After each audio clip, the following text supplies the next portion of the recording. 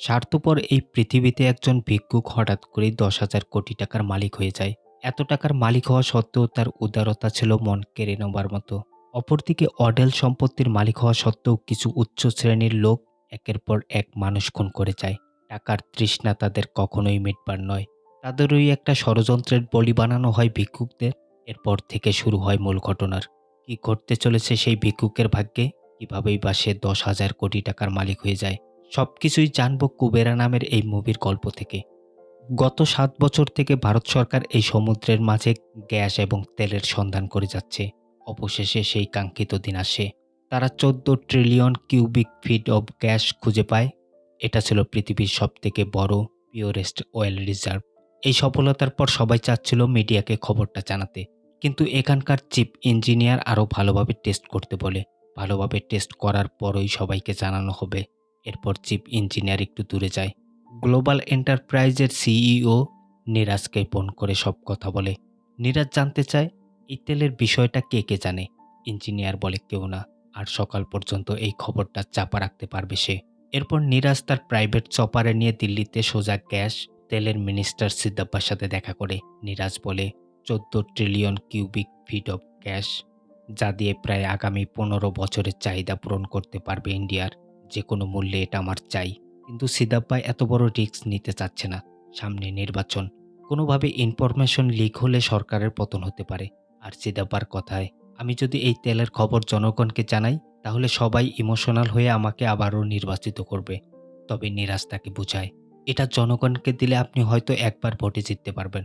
আর যদি এটা আমাকে দেন, আমি আপনাকে এত পরিমাণ টাকা দেব যে সামনে কয়েকবার ইলেকশনে জিততে পারবেন। সিদাব্বা নিরাজের পয়েন্টগুলো বুঝতে পারে। এই প্রস্তাবে রাজিও হয়ে যায় সে।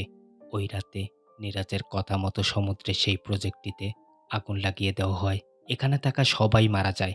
এই হত্যাকাণ্ডটিকে একটি দুর্ঘটনা সাজিয়ে সিদাব্বা প্রেস কনফারেন্স করে।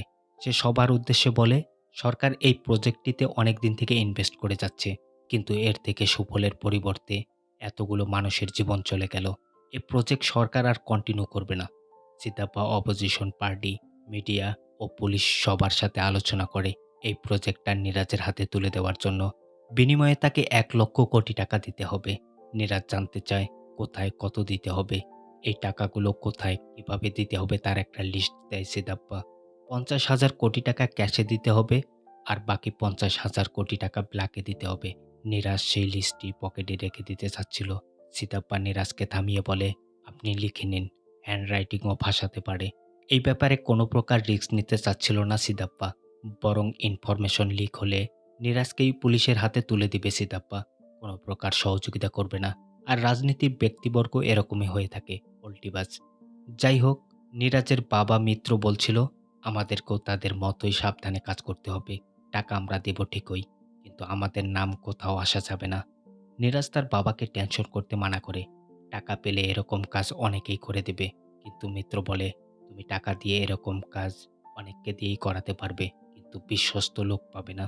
মিত্র সিবিআই অফিসার দীপকের কথা বলছে, যে তার চাকরি জীবনে খুবই সৎ। সে মিত্রদের অফিসেও রেড করে ১০০ কোটি টাকা বাজেয়াপ্ত করেছিল। এরপর সে সকলের কথা উপেক্ষা করে একজন মিনিস্টারের বাড়িতে রেড করে। তখন তাকে রাজনৈতিক মারপ্যাচে দোষী সাব্যস্ত করে জেলে পাঠানো হয়। ১০ বছরের সাজা শোনানো হয়েছে তাকে। নিরাজ জানতে চায় সে কেন আমাদের সাহায্য করবে। দীপক এত সহজে ইলিগ্যাল কাজে সাহায্য করতে রাজি হবে না। তবে তুমি তাকে জেল থেকে বের করার একটা অফার দিয়ে দেখতে পারো। পরের দিন জেলখানাতে দীপককে দেখানো হয়। আজ তার স্ত্রী তার সাথে দেখা করতে এসেছে। তাদের একটি ছোট্ট মেয়েও রয়েছে, কিন্তু ছোট্ট মেয়েটি দীপকের জেলে থাকার কথা জানে না। তার মা তাকে বলেছে তার বাবা বিদেশে কাজ করে। ছোট্ট মেয়েটি এখন সন্দেহ করতে শুরু করেছে। তার মা তাকে মিথ্যে বলতে বলতে আর পারছে না। দীপক তাকে সান্ত্বনা দেয়, আগামীকাল হিয়ারিং আছে। আইনের প্রতি তার পূর্ণাঙ্গ বিশ্বাস। আইন তার প্রতি সদাচরণ করবে নিশ্চয়ই। সেদিনই নিরাজ দীপকের সাথে দেখা করতে আসে। দীপককে সরাসরি অফার দেয়, হারিয়ে যাওয়া মান সম্মান দীপককে ফিরিয়ে দেওয়া হবে। জেল থেকেও বের করা হবে ৭ দিনের মাঝে। তবে এজন্য দীপককে তাকে সাহায্য করতে হবে। দীপক এটা ভালোভাবে বুঝে গেছে, এত কিছুর অফার যেহেতু তাকে দেওয়া হচ্ছে, নিশ্চয়ই কোনো ভালো কাজের জন্য নয়। আইনের প্রতি তার পূর্ণাঙ্গ বিশ্বাস। নিরাজকে সে ফিরিয়ে দেয়। এদিকে নিরাজ তার নতুন company global gas exploration open করে। অপরদিকে আদালতে দীপককে দোষী সাব্যস্ত করে ১০ বছরের কারাবাসের কথা শোনানো হয়। আইনের প্রতি তার যতটুকু বিশ্বাস ছিল তা আজ চূর্ণ বিচূর্ণ হয়ে গেছে। দীপক নীরাজকে কল করে, নীরাজের সাথে কাজ করতে রাজি হয়। শর্ত অনুযায়ী দীপককে ৭ দিনের মাথাতেই জেল থেকে বের করা হয়। দীপককে রিসিভ করার জন্য এয়ারপোর্টে তার স্ত্রী সন্তান এসেছে। তাদের ছোট্ট মেয়েটি বুঝতেও পারেনি দীপক এতদিন জেলে ছিল। তাদের একটা সুন্দর বাসাও দেওয়া হয়েছে নীরাজের পক্ষ থেকে। এরপর দীপক নীরাজের অফিসে আসে। নীরাজ তাকে পুরো ব্যাপারটা ভালোভাবে বুঝিয়ে দেয়। ১,০০,০০০ কোটি টাকা, ৫০,০০০ কোটি টাকা হোয়াইটে দিতে হবে আর ৫০,০০০ কোটি টাকা ব্ল্যাকে ট্রান্সফার করতে হবে। এই পুরো প্রসেসটি করতে মাত্র ৬ মাস সময় পাবে তারা। কিন্তু এতে যেন কারো নাম না আসে। দীপককে সিদাপ্পার কাছ থেকে পাওয়া লিস্টটা দেওয়া হয়। এই লিস্ট অনুযায়ী টাকা বন্টন করতে হবে। কিন্তু এই লিস্টে যাদের নাম রয়েছে তারা সবাই ছিল বেনামি। অর্থাৎ কখনো যদি এই টাকা ট্রান্সফারের বিষয়টা সামনে আসে তাহলে যাদেরকে টাকা দেওয়া হচ্ছে তাদের নাম কখনোই সামনে আসবে না। দীপক বলে আমাদেরকেও তাদের মতো সেফলি টাকা ট্রান্সফার করতে হবে। প্রথমে বেনামি অ্যাকাউন্ট তৈরি করতে হবে যাদের সাথে আমাদের কোনো লিঙ্ক নেই। এরপর তাদের অ্যাকাউন্ট থেকে টাকা ট্রান্সফার করতে হবে। এতে আমরা অনেকটা সেফ থাকবো। তবে মিত্র বলে, এতগুলো টাকা আমরা যদি অন্য কারো নামে অ্যাকাউন্ট করে সেখানে রাখি, যদি তারা টাকা নিয়ে পালায়, টাকা নিয়ে যেন না পালায় এমন কাউকেই খুঁজে বের করতে হবে। তাদের নামেই অ্যাকাউন্ট করতে হবে। এতে আরও কয়েকদিন সময় লাগবে দীপকের। দীপক নিজের কাজের জন্য আলাদা একটা অফিস চায়। একদিন যখন দীপক বাসায় ফিরছিল, তখন সে কিছু ভিক্ষুককে দেখতে পায় সিগন্যালে ভিক্ষা করতে। তাদেরকে নিয়ে কিছু একটা ভাবে দীপক। পরের দিন দীপক মিত্র এবং নীরাজের সাথে দেখা করে। সে জানায় বেনামি লোক পাওয়া গেছে। আমরা এই কাজে ব্যবহার করব ভিক্ষুকদের। ভিক্ষুকদের কথা শুনে মিত্র অবাক হয়। দীপক বলেই যাচ্ছিল, আমরা প্রথমে শহরের বিভিন্ন স্থান থেকে ৪ জন ভিক্ষুককে নিয়ে আসব। এরপর তাদের নতুন আইডেন্টিটি ক্রিয়েট করব। তারপর তাদের নামে অ্যাকাউন্ট করব। ভিক্ষুকেরা যেহেতু অশিক্ষিত, তারা বুঝতেই পারবে না কি হচ্ছে তাদের সাথে। কাজ শেষে আমরা সবাইকে আবার ফেরত পাঠাবো। এই আইডিয়াটা সবার কাছে অনেক ভালো লাগে। এই বিষয়ের উপর কাজ করতে বলে। দীপক চলে যেতেই নীরাজ তার বাবা মিত্রকে বলছিল, আমাদের কাজ শেষ হলে ভিক্ষুকদের ফেরত পাঠাবো না। সবাইকে একে একে মেরে ফেলবো। আমি কোনো রিস্ক নিতে চাই না। কিন্তু প্রশ্ন ছিল, এটা কি দীপক মানবে? এই বিষয়টা নীরাজ দেখে নেবে। অপরদিকে দেখা যায় সিগন্যালে বসে দেবা নামের একজন ভিক্ষুক ভিক্ষা করছে। ঠিক তখন একটি লাল রঙের গাড়ি একটি ভিক্ষুককে মেরে দিয়ে চলে যায়। দেবা গাড়িটির পিছনে অনেকক্ষণ ছোটে কিন্তু ধরতে পারে না। আর যে মারা গেছে সে তো একজন ভিক্ষুক। সুতরাং এই বিষয়টা নিয়ে মানুষের তেমন কোনো মাথা ব্যথাই নেই। যুগ যুগ ধরে পৃথিবীর মাঝে গরিবের সাথে এরকমই হয়ে আসছে। ভিক্ষুকের লাশ হওয়ার কারণে সিটি কর্পোরেশনের লোকগুলো তাকে ওঠাতে চাচ্ছিল না। অবশেষে দেবাসহ কয়েকজন লাশটি গাড়িতে ওঠায়। কিন্তু এই গাড়িটাও ছিল কুকুর তোলার গাড়ি। যাবার সময় একজন বৃদ্ধ লোক কিছু টাকা দিয়ে দেবাকে বলে লাশটা সৎকার করতে। এরপর তারা লাশটি নিয়ে একটি ময়লা ফেলার জায়গাতে আসে। শত অবহেলার মাঝে এই ময়লা আবর্জনা দিয়ে লাশটি সৎকার করে তারা। এই ভিক্ষুকরা ছিল সবাই অশিক্ষিত, কিন্তু দেবা অশিক্ষিত হওয়া সত্ত্বেও যা একবার দেখে সে তা কখনো ভোলে না। এখানে থাকা সবার বেঁচে থাকার ইচ্ছে হারিয়ে গেলেও দেবা বেঁচে থাকতে চায়। এমন সময় সেখানে দীপকের লোক পাটেল এবং রোবো আসে। তারা সকল ভিক্ষুকদের অফার করে ৩ বেলা ভালো খাবার দেওয়া হবে, ভালো জায়গাতে থাকতে দেওয়া হবে যদি আমাদের সাথে যাও। এমন অফার শুনে অনেকেই তার সাথে যেতে চাচ্ছিল। এখান থেকে তারা দেবাকে সিলেক্ট করে। এরপর তারা দেশের বিভিন্ন স্থান থেকে খেলু, খুশবু, দিবিয়া নামের ৩ জনকে নিয়ে আসে। আর এই ৪ জন ভিক্ষুককে এই রুমটাতেই থাকতে দেওয়া হয়। এদের মাঝে খুশবু ছিল প্রেগন্যান্ট। খুশবু যখন বাথরুমে যায়, হেলু তখন খুশবুর অনুপস্থিতিতে খুশবুর ব্যাগ থেকে টাকা চুরি করে। খুশবু তার ব্যাগ দেখেই বুঝে যায় ব্যাগে কেউ হাত দিয়েছিল। খেলুর দিকে ইশারা করে দেবা। খুশবু বুঝে যায় এ কাজ খেলুর। সে খেলুকে গিয়ে মারতে শুরু করে। খুশবুকে বলে দেওয়ার কারণে দেবাকে মারতে যায় খেলু। রুমের মাঝে এমন হট্টগোল দেখে রোবো চলে আসে। চুরির ঘটনা শোনার পর রোবো খেলুর একটি দাঁত উঠিয়ে ফেলে আর সবাইকে কঠোরভাবে সাবধান করে, কেউ যদি গন্ডগোল করে তাহলে তাকে মেরে ফেলে রাখা হবে। এরপর এখানে দীপক আসে। সকল ভিক্ষুকদের গা থেকে গন্ধ আসছিল প্রচুর। এর মাঝেও দীপক খেয়াল করে খেলু রক্তাক্ত অবস্থায় বসে আছে। বাইরে এসে রোবকে সে সাবধান করে দেয়। এরপর যেন তাদের গায়ে না হাত তোলা হয়। দীপক যখন রোবোর সাথে কথা বলছিল তখন দেবা উকি মেরে সব শোনে। দীপক তার চোখে একজন ভালো লোক হয়ে ওঠে। দীপক গল্পের ছলে সকল ভিখারিদের কথা শোনে। সে গল্প করতে করতে এদের মাঝে কেউ শিক্ষিত আছে কিনা এটাও জেনে নেয়। সবাই ছিল অশিক্ষিত। এদের মাঝে খুশবু জানায় তার ক্ষুধা পেয়েছে। অনেকক্ষণ থেকে তাদেরকে এখানে আনা হলেও খাবার-দাবার দেওয়া হয়নি। দীপক খুব সুন্দরভাবে জানতে চায়, "কি খাবে তোমরা?" দেবার ছোটবেলার কথা মনে পড়ে। দেবার মায়ের অ্যাক্সিডেন্টের পর দেবা পুরো একা হয়ে গিয়েছিল। সে বাকি অনাথদের সাথে থাকত। এই অনাথ বাচ্চাদের মাঝে একজন দেবার খুব খেয়াল রাখত। সেই ১ম বিভিন্ন খাবারের নাম বলে দেবাকে খাওয়াতো। দেবা ছোটবেলাতেই তার কাছে বিরিয়ানির নামটি শুনেছিল। আজ বিরিয়ানির কথা মনে হতেই সে বিরিয়ানি খেতে চায় দীপকের কাছে। দীপক সবার জন্য খাওয়ার ব্যবস্থা করে। সবাইকে সেভিং করায়। বেসিক বাথরুমের ট্রেনিং দিতে বলে চলে যায়। যেখানে ১,০০,০০,০০,০০০ রাখা আছে, নিরাজ দীপককে নিয়ে সেখানে আসে। এই টাকাগুলোর মাঝে ৫০,০০০,০০,০০,০০০ ব্ল্যাকে এবং ৫০,০০০,০০,০০০ হোয়াইটে দিতে হবে। দীপক ১ম এ ৫০,০০০,০০,০০০ ব্ল্যাকে দিতে চায়। ঠিক যেমন ভোটের সময় টাকা বন্টন করা হয়। এরপর ভিক্ষুকদের নামে ১ম এ বিদেশে কোম্পানি খোলা হবে। ৫০,০০০,০০,০০০ সুইস ব্যাংকের মাধ্যমে সেই কোম্পানিগুলোতে ট্রান্সফার করা হবে। আবার টাকাগুলো ঘুরিয়ে ফিরিয়ে ইন্ডিয়াতেই আনা হবে। কিন্তু নিরাজের ডাউট আছে, এই ভিখারিদেরকে কেন কোম্পানির সিইও মনে করবে? দীপক জানায়, এদেরকে সিইও বানাতে হলে ট্রেনিং দিতে হবে। তবে একটা ঝামেলা আছে। এদের মাঝে খুশবু নামের মেয়েটা প্রেগন্যান্ট। দীপক তাকে ফেরত পাঠাতে চাচ্ছিল। যদি পরবর্তীতে প্রেগন্যান্সির কারণে কোনো প্রবলেম হয়, দীপক বলে, এই অবস্থাতে সে তো রাস্তাতেই সারভাইভ করতে পারত। রাস্তা থেকে এটা অনেক বেটার জায়গা।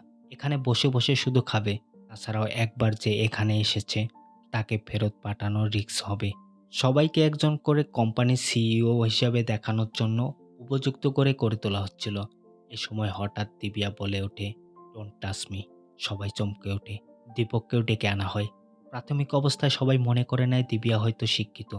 কিন্তু পরবর্তীতে দীপক তার সাথে কথা বলে বুঝতে পারে, মানুষের মুখে শুনে ২-১টি ইংলিশ কথা সে শিখেছে। যেমন, "don't touch me", "thank you", "my mother no কাম"।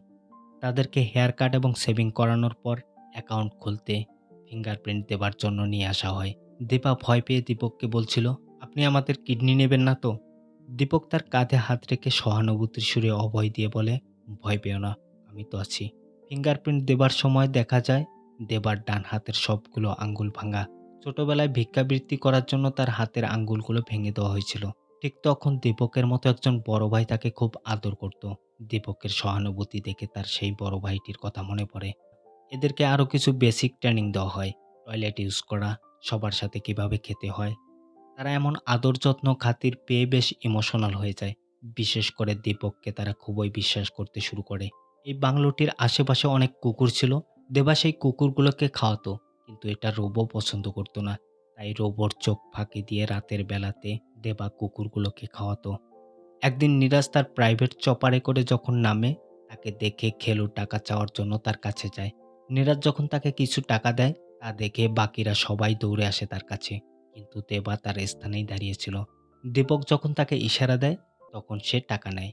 দেবা তো এখন ভিক্ষা করা ছেড়ে দিয়েছে।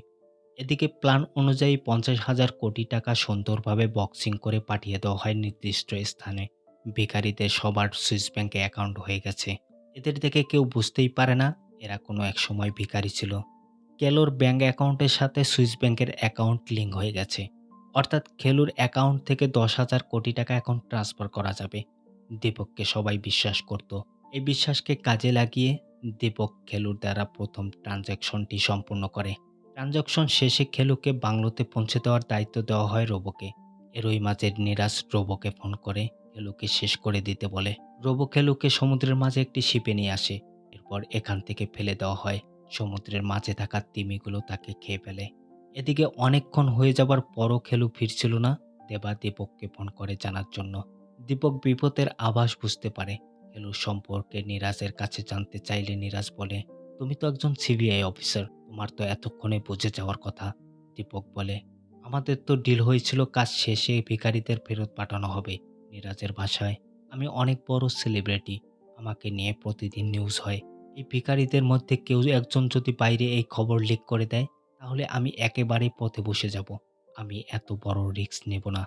দীপক বুঝতে পারে নিরাজকে বলে কোনো লাভ নেই। সে কিছুতেই নিরাজকে মানাতে পারছিল না। পরিশেষে দীপক এই কাজ ছেড়ে দিতে চাচ্ছে। এজন্য তাকে তো আবার জেলে ফেরত যেতে হবে। তার স্ত্রী সন্তান একেবারেই অসহায় হয়ে পড়বে। অনিচ্ছা সত্ত্বেও তাকে কাজ কন্টিনিউ করতে হবে। তাছাড়াও নিরাজের ১ম শর্ত ছিল, সে যাই কিছু করুক না কেন কোনো প্রশ্ন করা যাবে না। আজ আবার ট্রানজ্যাকশনের জন্য দিবিয়াকে আনা হয়। ট্রানজ্যাকশন শেষে দিবিয়া দীপকের সাথে কথা বলতে চাইলেও দীপক মাথা তুলে দিবিয়ার দিকে তাকায়ই না। এরপর দিবিয়াকেও তারা মেরে ফেলে। রাতের বেলায় দেবা এবং খুশবু যখন রুমে ছিল, তখন রোবো মদ্যপান অবস্থায় খুশবুকে টেনে তার রুমে নিয়ে যাওয়ার চেষ্টা করে। খুশবুর ওপরে এমন টর্চারিং দেখে দেবা রোবোকে আঘাত করে। রোবো নিচে পড়ে গেলে তারা দুজন বাথরুমে গিয়ে লুকায়। রোবো অনেক চেষ্টা করে বাথরুমের দরজাটি খোলার জন্য, কিন্তু সে ব্যর্থ হয়। সারা রাত এভাবে কেটে যায়। সকালে দীপক এসে ডাকলে দরজা খুলে দেয় দেবা। দীপক তাকে দ্রুত বের হতে বলে। এখনই তাদের বাইরে বের হতে হবে। দেবা বারবার বলছিল রোবো ভালো মানুষ নয়। দীপক বুঝতে পারে দেবা কিছু একটা বলতে চাচ্ছে, কিন্তু সেও তাদের দলের ছিল। দ্রুত এখান থেকে বের হতে হবে তাদের। দেবাকে প্রথমে একটি সাব রেজিস্ট্রার অফিসে নিয়ে যাওয়া হয়। এই সাব রেজিস্ট্রার অফিসারের নাম হলো নারায়ণ। সে দেবাকে দিয়ে কিছু ডকুমেন্টে সাইন করিয়ে নেয়। দেবা যে ভিক্ষুক এ বিষয়টা নারায়ণ জানতো না। পোশাক পরিচ্ছন্ন দেখে বোঝার উপায়ই ছিল না। নারায়ণের কথা মতো বিপুল পরিমাণের টাকা নারায়ণের ফ্লাইটে পৌঁছে দেওয়া হয়। তাদের সাথে একটা অবৈধ ডিল রয়েছে। নারায়ণ দেবাকে তার একটি ভিজিটিং কার্ড দিয়ে বলে যে কোনো প্রয়োজনে তাকে কল করতে। এরপর দেবাকে নিয়ে আসা হয় ট্রানজ্যাকশনের জন্য। এখানে সুযোগ পেয়ে দেবা রাতের ঘটনা দীপককে বলে। দীপক তখন রোবর সাথে রাগারাগি করে অনেক। তারা দুজনেই ভালোভাবে জানতো খুশবু প্রেগনেন্ট, তবুও কেন রোবো। দীপকও কোনো ধোয়া তুলসীর পাতা নয়। সেও তো সবকিছু জেনে বুঝে এরকম ইলিগ্যাল কাজে সহযোগিতা করছে, তাই সে রোবোকে জোর দিয়ে কোনো কথা বলতে পারে না। ট্রানজ্যাকশনের প্রসিজার শেষ হবার পর রোবো সহ কয়েকজন দেবাকে নিয়ে যায়। তার সাথে কি হতে যাচ্ছে দীপক এটা ভালোভাবে জানতো। দীপক এটা ভেবে খুবই কষ্ট পাচ্ছিল, কিন্তু সেও ছিল নিরুপায়। দেবার ওপরে প্রচুর রাগ রোবর।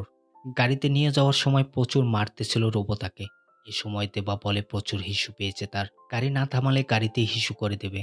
বাধ্য হয়ে জঙ্গলের পাশে রোবো গাড়ি দাঁড় করায়। সে কিছুটা দূরে গিয়ে কাজ সারছিল।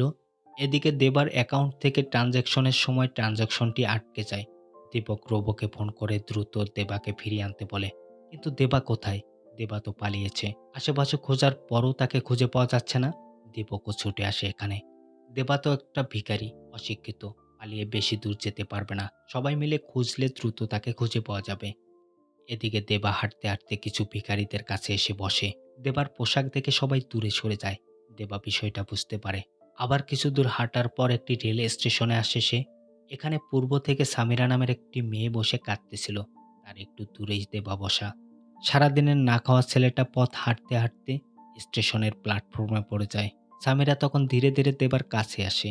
দুজন লোককে দেখার পর সামিরা তাদেরকে সাহায্য করতে বলে। চোখে মুখে পানি লাগানোর পর দেবা উঠে বসে।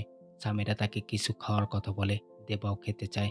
সামিরা যখন দেবার কাছে টাকা চায় এজন্য, দেবার কাছে তো কোনো টাকাই ছিল না। সামিরা ভাবে তার কাছে ক্যাশ না থাকলেও হয়তো কার্ড রয়েছে, কিন্তু কার্ডের কথা তো প্রথম শুনল দেবা।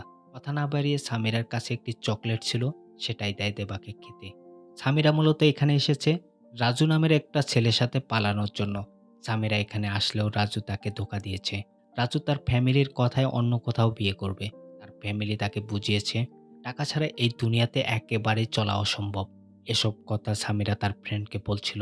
সামিরাকে তার ফ্রেন্ড তার বাসাতে যেতে বলে। সামিরা কি করবে বুঝে উঠতে পারছিল না।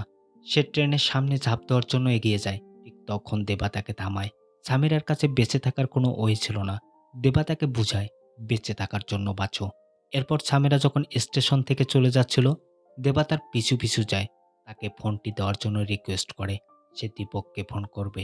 তার চোখে দীপক এখনও একজন ভালো মানুষ। তার চিন্তা হচ্ছিল নিশ্চয়ই রোবো খুশবুর সাথে খারাপ কিছু করবে। বারবার দীপককে ফোন করার পরও ফোন রিসিভ হচ্ছিল না। সামিরার ফোনে চার্জ কম থাকায় ফোনটি সেও বন্ধ করে দেয়। দীপক তার ফোনটি কারের মাঝে রেখে গিয়েছিল। যখন সে ফোনটি দেখে একটি ভয়েস মেসেজ শুনতে পায় দেবার। সঙ্গে সঙ্গে ফোনটি ব্যাক করে সে, কিন্তু ফোনটি তো সুইচ অফ ছিল। নাম্বারটি ট্রেস করার জন্য পার্সোনাল টিমের কাছে পাঠায়। এদিকে সামিরার সাথে দেবা তখনও হাঁটতেছিল। দেবা তাকে একটি মসজিদের পাশে নামিয়ে দিতে বলে। কিছু দূর সামনে যাওয়ার পর মসজিদের পাশে দেবাকে নামিয়ে দেয় সামিরা। এরপর চলে যায় সে। এদিকে সামিরার নাম্বার ট্রেস করার পর তার ঠিকানা বের করে দীপক সরাসরি বাসাতে চলে আসে। আর এটা ছিল সামিরার বান্ধবীর বাসা। দেবার ছবি দেখিয়ে জিজ্ঞেস করে, এই লোকটি কি তোমার ফোন থেকে ফোন করেছিল? তুমি তাকে কিভাবে চেনো? এত রাতে তুমি স্টেশনে কেন গিয়েছিলে? ফ্রেন্ডের ফ্যামিলির সামনে এসব কথার জবাব দিতে সামিরা একটু হেজিটেশন ফিল করছে। তাই তারা দুজনে ছাদে যায়। দীপককে সবকিছু খুলে বলে সে। রাজুর জন্যই সে স্টেশনে গিয়েছিল। আর সেখানেই দেখা হয় দেবার সাথে। এরপরের ঘটনাগুলো তো আমরা জানি। শেষমেশ তাকে একটি মসজিদের পাশে নামিয়ে দেওয়া হয়েছে। প্রতি শুক্রবার এই দরগাতে ফ্রিতে খাওয়ানো হয়। দেবা যখন সবার সাথে বসে খাবে, তখন রব দলবল নিয়ে সেখানে আসে। দেবা তাদেরকে দেখতে পেয়ে নদীতে ঝাঁপ দেয়। পরের দিন সকালে দেবাকে নদীর কিনারায় পড়ে থাকতে দেখা যায়। এখানে একটু ফ্ল্যাশব্যাক দেখানো হয়। ছোটবেলাতে দেবার যখন মা মারা গিয়েছিল, দেবাকে একটি অনাথ আশ্রমে দেওয়া হয়েছিল। অনাথ আশ্রমের ইনচার্জ দেবাসহ আরও ৬ জনকে বিক্রি করে দেয় সামান্য কিছু টাকার বিনিময়ে। তখন দেবার সাথে থাকা সেই বড় ভাইটি দেবাকে বলেছিল, "চিন্তা করো না, আমি তো আছি।" দেবার দীপকের কথা মনে পড়ে। ঠিক এমনটি বলতো দীপক। দেবা এখনো জানে না দীপক তাদেরই একজন। দেবা ভাবে দীপককে ফোন করলে হয়তো সে তাকে সাহায্য করবে। সবার কাছে অনেক রিকোয়েস্ট করলেও কেউ তাকে ফোন দেয় না। অপরদিকে সামিরা যে বান্ধবীর বাসাতে আশ্রয় নিয়েছিল, তারাও তাকে রাখতে চাচ্ছে না। কেননা বাসার সবাই জেনে গেছে সামিরা পালিয়ে এখানে এসেছে। সামিরার বান্ধবী তাকে কিছু টাকা দিয়ে একটি হোস্টেলে থাকতে বলে। সামিরা যখন বাসা থেকে বের হয়ে যখন একটি ট্যাক্সি স্টেশনে দাঁড়ায়, সেখানে আবার দেবার সাথে দেখা হয় তার। দেবার জন্যই সামিরার শেষ আশ্রয়টুকুও এখন নেই। তাই জন্য সামিরা দেবাকে রেখে অন্য পাশে চলে যেতে চাচ্ছিল। কিন্তু দেবা তার পিছু পিছু যেতে শুরু করে। কখনো বা সিস্টার, কখনো বা মাদার বলে ডাকতে থাকে। এতে সামিরা আরো বেশি রেগে যায়। দেবা এ শহরে নতুন। যেখান থেকে তাকে নিয়ে আসা হয়েছে, সে জায়গাটাও সে চিনতে পারছে না। অনেক রিকোয়েস্ট করার পরও সামিরা তাকে সাহায্য করে না এবার। এদিকে দেবার পালানোর বিষয়টা নিরাজ জানতো না। নিরাজ দীপককে ফোন করে ট্রানজ্যাকশনের ব্যাপারে জানতে চায়। নিরাজের ভাষায়, যদি একজন টাকা পায়, অপরজন না পায়, তাহলে প্রবলেম আরো বাড়তে পারে। পরবর্তী ট্রানজ্যাকশনের জন্য খুশবুকে আনা হয়। খুশবু এখন বেশি অসুস্থ হয়ে পড়েছে। খুশবু বারবার রিকোয়েস্ট করছিল দীপককে তাকে যেখান থেকে আনা হয়েছে সেখানে ফিরিয়ে দিতে। কিন্তু এখানে কে শোনে কার কথা? সকালবেলা দেবা যখন স্টেশনে বসেছিল, তখন ছোট ছোট দুটি বাচ্চাকে ভিক্ষা করতে দেখতে পায়। দেবার ছোটবেলার কথা মনে পড়ে। বাচ্চা দুটোকে সাহায্য করার জন্য দেবা বিভিন্নভাবে অভিনয় করে মানুষের কাছে টাকা উঠায়। এগুলো সে ছোটবেলায় রপ্ত করেছে। এই টাকাগুলো দিয়ে কিছু খাবার কেনে, নিজে খায় এবং বাচ্চাদেরকেও দেয়। উৎকৃষ্ট টাকাগুলো বাচ্চাদেরকে দিয়ে দেয়। এখানে তার দীপকের কথা মনে পড়ে। দেবা আবার বেরিয়ে পড়ে দীপককে খোঁজার জন্য। সে খুঁজতে খুঁজতে সেই বাংলোতে ফিরে আসে, যেখানে তাকে রাখা হয়েছিল। দেবার স্মৃতিশক্তি ছিল প্রখর। ভেতরে যাবার পর সে খুশবুকে খুঁজছিল, কিন্তু এই বাংলোতে খুশবু নেই। এদিকে বাড়ির দারোয়ানের কাছে খবর পেয়ে দীপক সহ সবাই চলে এসেছে। ওপর থেকে সবকিছু দেখছিল দেবা। দীপকের সাথে রোবর ঘনিষ্ঠতা দেখে তার সন্দেহ হয়। সে বুঝে যায় দীপক তাদেরই একজন। সুন্দর সুন্দর কথা বলে দীপক তাদেরকে ধোঁকা দিয়েছে। দেবা বাথরুমে গিয়ে দরজা আটকে দেয়। দীপক বাইরে থেকে দরজা খোলার জন্য বারবারই বলছিল। দেবা বলে, "আমি বারবার বলেছিলাম রোবো ভালো মানুষ নয়। আমি তো আপনাকে বড় ভাইয়ের মতো মনে করেছি।" দেবাকে সান্ত্বনা দেয় দীপক। অনেক মিথ্যে কথা বলে। কিন্তু দীপকের আসল চেহারা দেবার কাছে এখন স্পষ্ট। কথা বলতে বলতে দেবা পালানোর জন্য বাথরুমের ছোট গ্লাসগুলো খুলছিল। একটা সময় পর দেবা বাথরুম থেকে পালায়, পাইপ বেয়ে একেবারে নিচে নামে। সবাই চাইলেও গুলি করতে পারছিল না দেবাকে, কেননা দেবা মারা গেলে অ্যাকাউন্টের ট্রানজাকশন হবে না। দেবা বাংলোর পাশে জঙ্গলের মাঝে লুকিয়ে থাকে। সবাই তাকে খুঁজছিল। দেবা একটি গাছের শিকড়ের নিচে লুকিয়ে আছে। তখন অনেকগুলো কুকুর তাকে ঘিরে ধরে। এই কুকুরগুলোকে সে বাংলোতে থাকা অবস্থায় রাতে খাওয়াতো। রোবও বুঝতে পারে দেবার উপস্থিতি। দেবাকে সে ধরে ফেলে। এই কুকুরগুলো দেবাকে সাহায্য করে। কুকুরগুলো এলোপাতাড়ি কামড়াচ্ছিল রোবকে। এই সুযোগে দেবা জঙ্গল থেকে বেরিয়ে আসে। এই শহরে পরিচিত বিশ্বস্ত লোক বলতে সামিরাই ছিল। দেবা সামিরার হোস্টেল চিনত। সোজা হোস্টেলে এসে মেঝেতে পড়ে যায়। যেহেতু লেডিস হোস্টেল ছিল, এখানে পুরুষ মানুষ দেখে সবাই চিল্লাচিল্লি শুরু করে দেয়। বাধ্য হয়ে সামিরা দেবাকে একটি হসপিটালে ভর্তি করায়। দীপক দেবার যে ছবি দেখিয়েছিল, এজন্য পুরো মহল্লার মানুষ জেনে গেছে দেবার সাথেই সামিরা পালিয়েছে। এরপর সোজা হোস্টেলে দেবার আগমন। এবার তো সবকিছু কনফার্ম হয়ে গেছে। আসলে রাজু নয়, দেবার সাথেই চক্কর চলছে সামিরার। সামিরা যখন দেবার সম্পর্কে জানে, তখন আরো বেশি অবাক হয়ে যায়। দেবা তো একজন ভিক্ষুক। তাকে জড়িয়েই বদনাম রটে গেছে আজ। এরপর যেন দেবা তার কাছাকাছি কখনো না আসে, এরকমই হুঁশিয়ারি দেয় সামিরা। এদিকে নিরাজ এখন সব জেনে গেছে। একজন সাধারণ ভিক্ষুক ১০,০০০ কোটি টাকা নিয়ে পালিয়েছে। শত চেষ্টার পরও তার টিম ব্যর্থ তাকে ধরতে। কোনো প্রকারে যদি এই খবর লিক হয়, তাহলে নিরাজের ক্যারিয়ার একদম শেষ। দীপক তাকে শান্ত করে, বলে, "আমরা ট্রাই করছি।" সে তো নিরক্ষর ভিক্ষুক, তাকে দ্বারা ইনফরমেশন লিক হওয়ার সম্ভাবনা নেই। নিরাজ এখন তা বিশ্বাস করে না। দেবা যদি এতটাই বোকা হবে, তাহলে সে কিভাবে বাংলোতে ফিরে আসলো? নিরাজ দীপককে দেবাকে ধরার জন্য আরেকটা চান্স দেয়। তা না হলে দীপকের ফ্যামিলিও বিপদে পড়তে পারে। নিরাজের ইশারায় সেই রেজিস্টার অফিসার নারায়ণকেও মেরে ফেলা হয়। দেবা যদি কখনো নারায়ণের সাথে মিট করে তাহলে সব ঘটনা জেনে ফেলবে। তার জন্য নারায়ণকেও সরিয়ে দেওয়া হয়। দীপক ধ্রুবর কাছে জানতে পারে দেবাকে তিরুপতি থেকে নিয়ে আসা হয়েছিল। দীপকের ধারণা দেবা নিশ্চয়ই আবার তিরুপতিতেই ফিরে আসবে। দেবা যেখানে তিরুপতিতে থাকতো দীপক সেখানে আছে। এখানে একটি বৃদ্ধ লোকের কাছে দেবা সম্পর্কে জানতে চায়।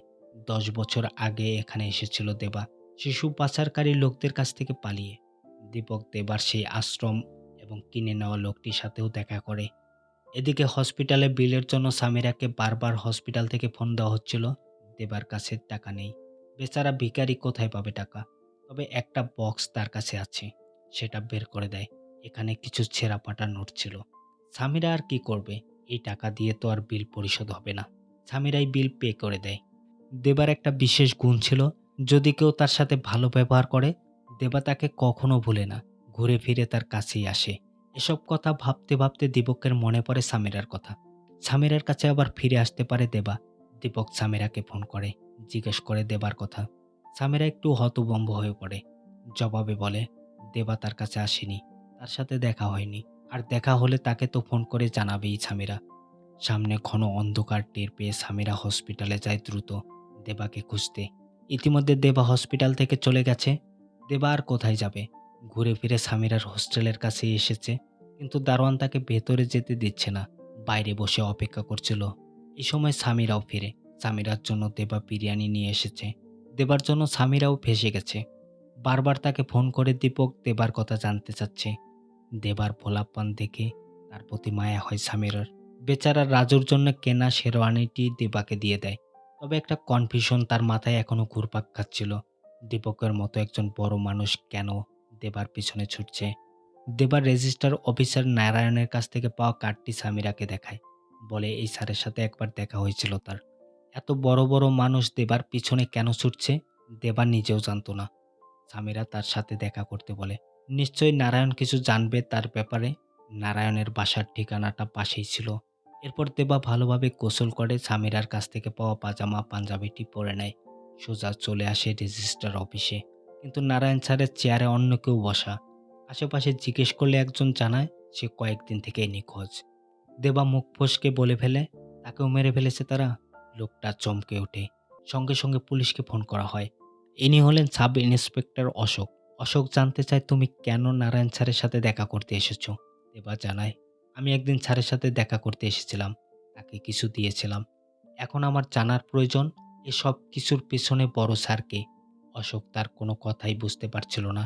এজন্য দেবাকে সে প্রচুর মেরে লকআপে আটকে রাখে। এদিকে ৩টি ট্রানজ্যাকশন ঠিকভাবে হলেও ১০,০০০ কোটি টাকা এখনো বাকি। এজন্য সিদাব্বা চাপ দিচ্ছিল নিরাজকে। নিরাজ ১ সপ্তাহ সময় নেয়। নিরাজ আবার দীপককে চাপ দেয় দেবাকে খুঁজে বের করার জন্য। এরপর দীপক সামিরার হোস্টেলে আসে। প্রথম অবস্থায় সামিরা কিছু বলতে না চাইলেও দীপক যখন তাকে গান পয়েন্টে রাখে, সামিরা জানায় দীপক নারায়ণ নামের একজন লোকের সাথে দেখা করতে গিয়েছে। এখন সে সেখানেই রয়েছে। দেবা তখন থানাতে বন্দী ছিল।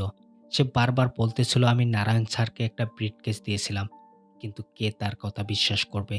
অশোক স্যার যখন থানা থেকে বের হচ্ছে তখন টেবিলের উপরে নিরাজের একটি ছবি দেখে চিৎকার করে বলে দেবা ইনি আমাদের বড় স্যার, তিনি আমাকে টাকা দিয়েছিলেন। অশোকের কানে আওয়াজটি আসা মাত্রই দেবার কাছে চলে আসে সে। সে জানতে চায় টাকা কোথায় দিয়েছো? দেবা বলতে না পারলেও দেখিয়ে দিতে চায় সেই বিল্ডিংটি। অশোককে দেবা সেই নারায়ণের প্রাইভেট বাংলোতে নিয়ে আসে। অশোক ওয়াচম্যানের কাছে জানতে পারে নারায়ণ মাঝে মধ্যে এখানে আসতো মেয়েদেরকে নিয়ে ফুর্তি করার জন্য। চাবি নিয়ে কক্ষের মাঝে যখন তল্লাশি চালানো হয় সেখানে অনেকগুলো স্বর্ণের বার এবং ব্রিফকেস ভর্তি টাকা খুঁজে পায়। এরই মাঝে থানা থেকে একজন কনস্টেবল অশোককে জানায় দেবা এবং গঙ্গারাম নামের একজন লোকের সাথে ১০০ কোটি টাকার ল্যান্ড ডিল হয়েছিল। ফ্ল্যাটে যা পাওয়া গেছে এগুলো মূলত ঘুষের টাকা। অশোক যখন গঙ্গারামের অ্যাড্রেস ভেরিফাই করতে চায় সে জানতে পারে গঙ্গারাম নামের সেখানে কেউ থাকে না, অর্থাৎ এটা ছিল ফেক। এদিকে দীপক সাব রেজিস্ট্রার অফিসে দেবার কথা জানতে চাইলে তারা জানায় দেবাকে পুলিশে দেওয়া হয়েছে। এরপর যখন দীপক থানাতে যায় তার আসার আগেই অশোক দেবাকে নিয়ে ইনভেস্টিগেশনে বের হয়েছে। এবার দীপক দেরি না করে অশোককে খুঁজতে বের হয়। দেবার প্রচণ্ড ক্ষুধা লেগেছিল, এজন্য অশোক নারায়ণের বিল্ডিংয়ের ছাদে দেবাকে বিরিয়ানি এনে খাওয়াচ্ছে। এ সময় অশোক দেবাকে বলে, "তোকে দেখে মায়া হয়। তোকে বেনামি হিসেবে ব্যবহার করে না জানি কত হাজার, হাজার কোটি টাকার ট্রান্সেকশন করছে। অথচ তুই এসবের কিছুই জানিস না। আমার যেটা ধারণা তোর কাছে কোটি, কোটি টাকা আছে। আর এই টাকার জন্যই তোর পিছনে এত লোক।" দেবা শুধু অবাক হয়ে জিজ্ঞেস করে, "কোটি, কোটি টাকা আবার কত টাকা?"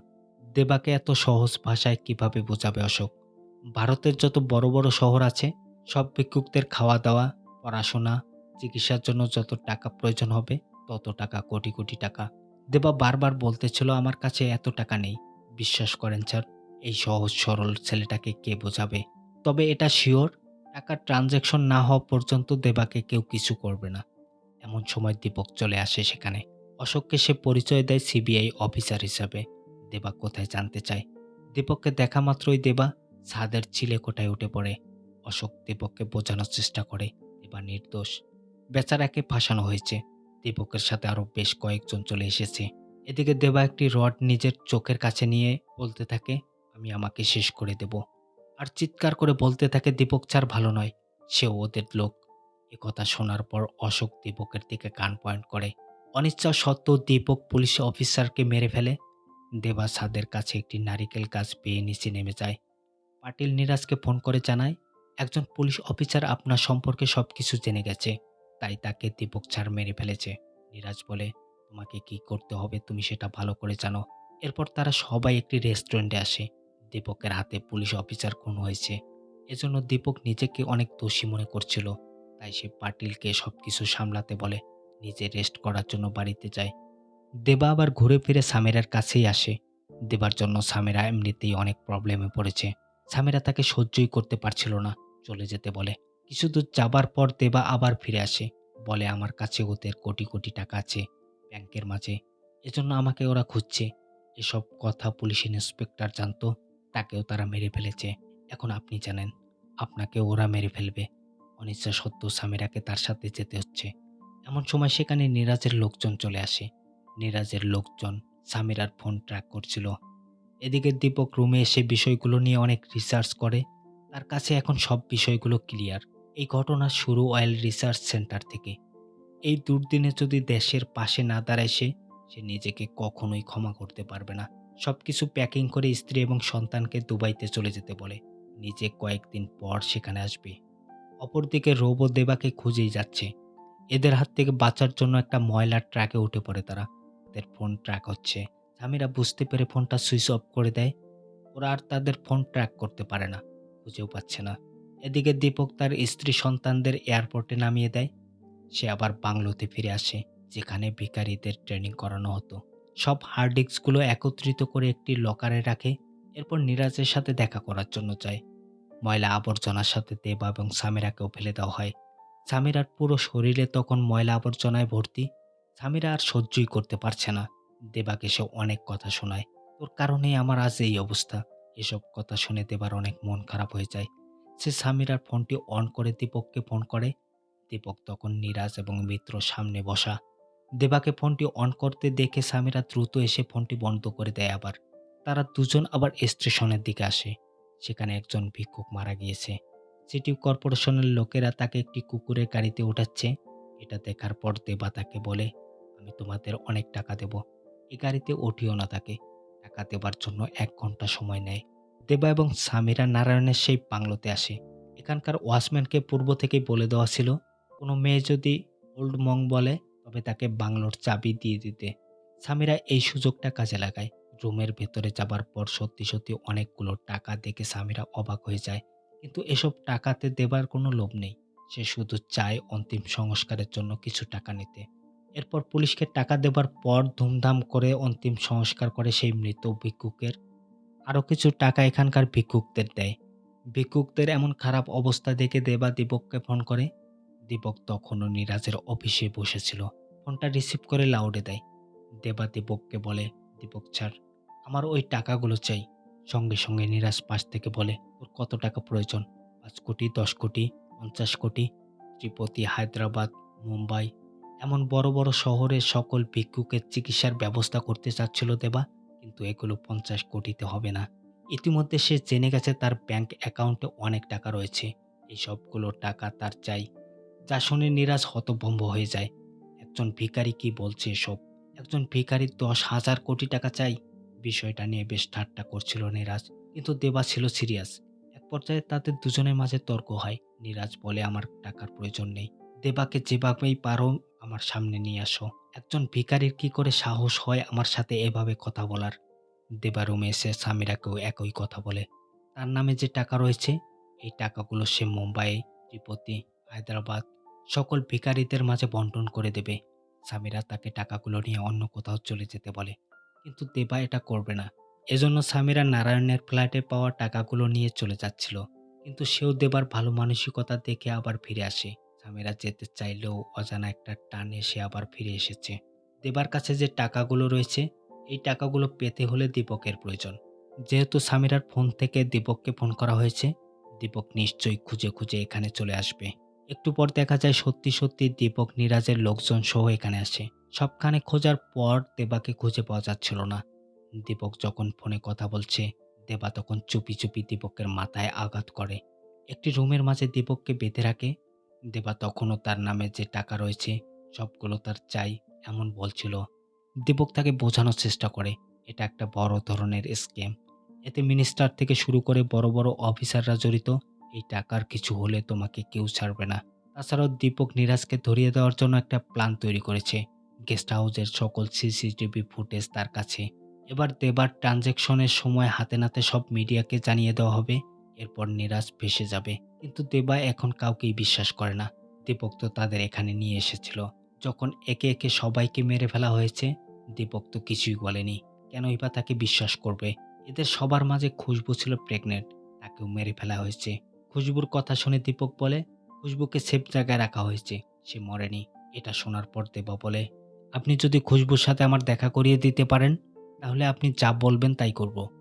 দীপক নীরাজের বিরুদ্ধে সকল এভিডেন্সগুলো কালেক্ট করার জন্য সেই লোকারে আসে। ওটিপি দেওয়ার জন্য যখন সেই ফোনটি অন করে, তখন ওই নীরাজের লোকেরা তাকে ট্রেস করে। এরপর দীপক তাদের দুজনকে নিয়ে একটি আশ্রমে আসে। এখানে দেখা যায় খুশবু জীবিত। দীপক তাকে এখানে রেখেছে। দেবা খুশবুকে দেখা মাত্রই অনেক খুশি হয়। আর ১০ দিন পর ডেলিভারি খুশবুর। এদিকে তাদের ফোন ট্রেস করে নীরাজের লোকেরা হোস্টেল অবধি পৌঁছে গেছে।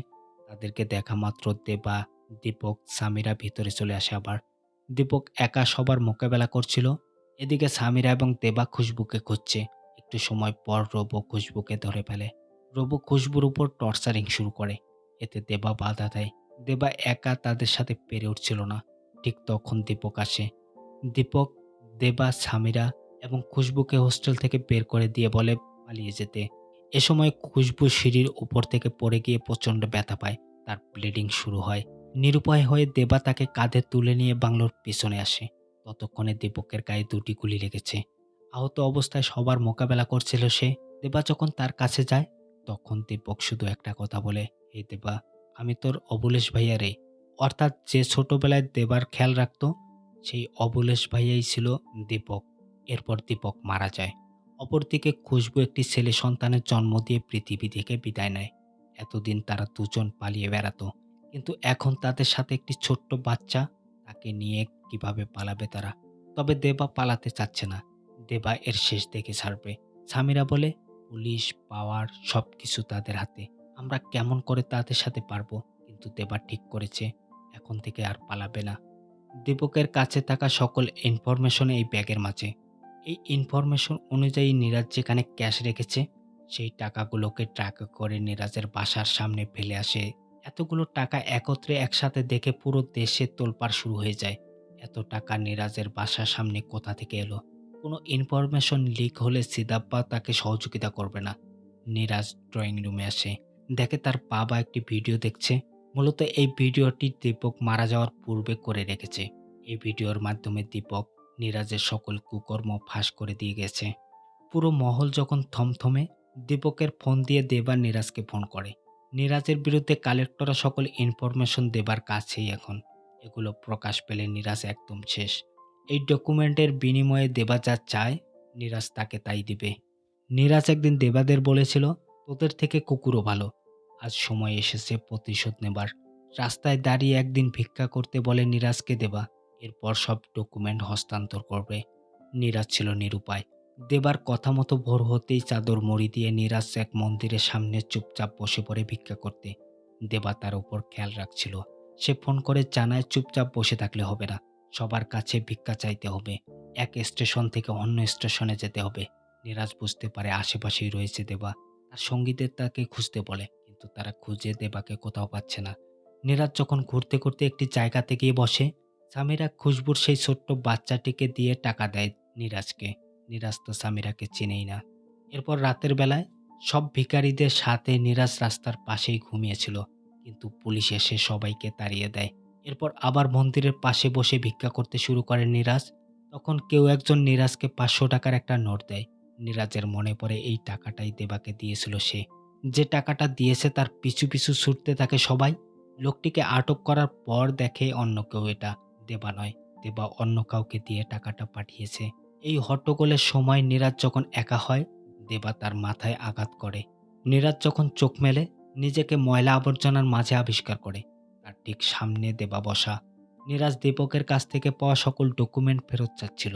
এ পর্যন্ত দেবা যা যা বলেছে, নীরাজ তো সবই করেছে, কিন্তু এখনো একটি কাজ করা বাকি।